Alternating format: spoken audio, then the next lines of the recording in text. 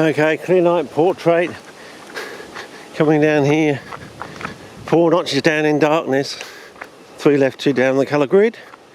So we've changed back to the, so we should be matching colours even though we've gone to the other side of the colour grid track.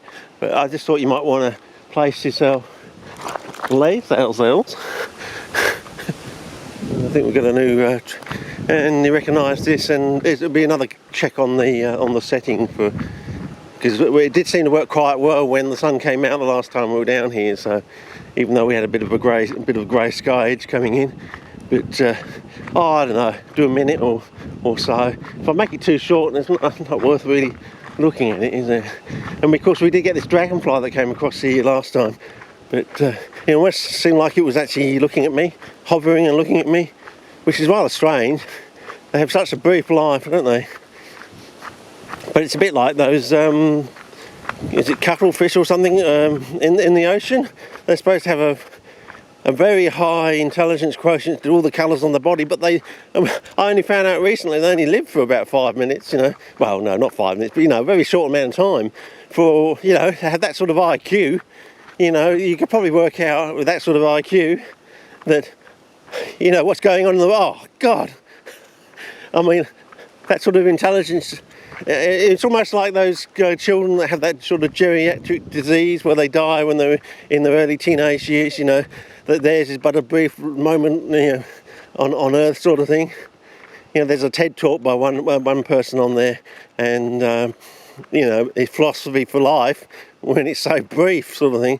It must be a bit like being one of those creatures in the ocean, the sort of cuttlefish type thing that flashes all the colours, and they say to do that, the processing power, have such a high IQ, is probably higher than a dolphin or something like that, you know.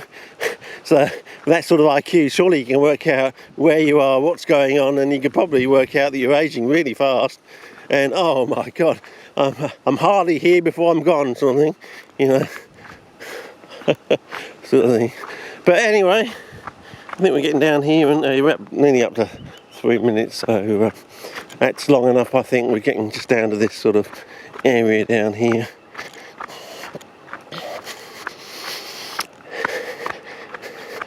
Yeah, because I don't want to blow the smeggage and find we get just before some very interesting site, and maybe accidentally stumble across a banana site, only to run out of cartage and not being able to have to come back.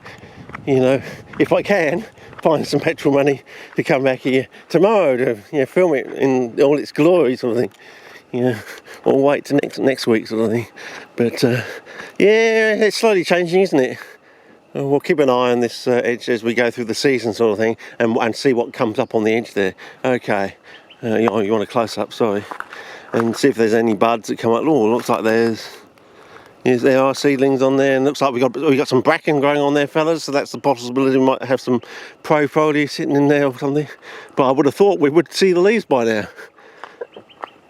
Yeah, possibility of plantagenet.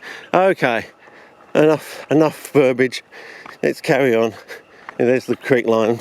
I think, as I said, I think it's going to be a case of just getting out of the car and just clambering down at various points further up, or if we don't have any luck or joy from this ridge track later on today. Okay, over and out. See ya.